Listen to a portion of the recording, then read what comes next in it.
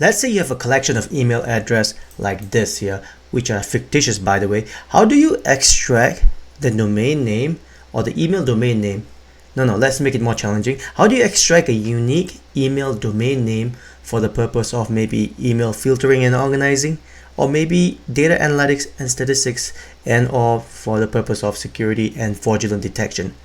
Whatever the reason it is, here are the steps on how you can do it. The first thing to do is to extract the email domain name for all this email here. You can do by using a function called TEXTAFTER.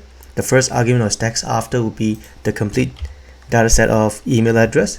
The second argument here would be the @ symbol, so to get any text after the @. And if you hit enter here, it create an array of all the domain name from every email here.